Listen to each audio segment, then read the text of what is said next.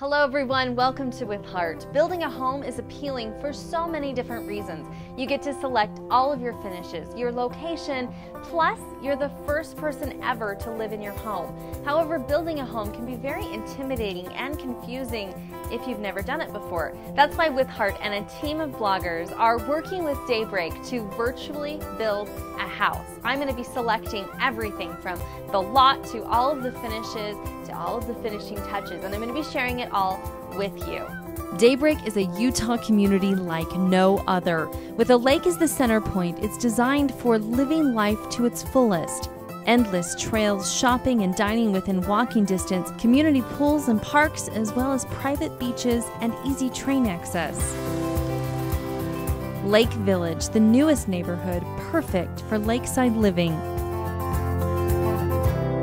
It's a place where a lot is happening, including a lot of home building. Today we're starting with location, location, location. Justin Taylor, the Vice President of Rainey Homes, is here to kind of walk us through the process of picking a lot and a community. What are the best things to consider when you're thinking about where you're going to build? As far as the community goes, you absolutely want to take into consideration location, how far it is from where you work, but most importantly, schools in the area, amenities.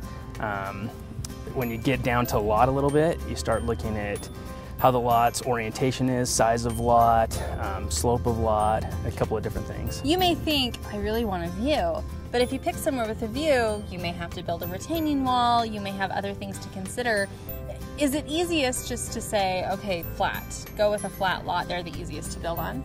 As far as ease of building, flat is easier, but like you said, if you want views or if you want something a little more interesting to happen on your lot, then you want to look at some sloping lots. Here in Daybreak, what kind of mixture of lots do you have? We really have all of those. We've got flat lots that are kind of more interior, and then as you get further out to the lake over here, we've got actually walkouts where the basement level walks right out and you're right on the water level. What do you tell people when they're looking for a lot, when you're walking them around and saying, okay, I mean, how do you know this lot versus that lot?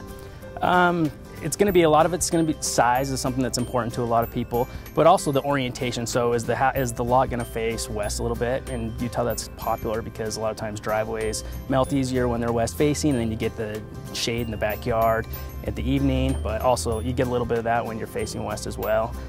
So those are kind of the biggest things usually, are the size of the lot and the orientation. People may hear the price of a lot and think, oh, that's not that bad, but there's a lot to consider when you're thinking, then you have to build a house on that lot.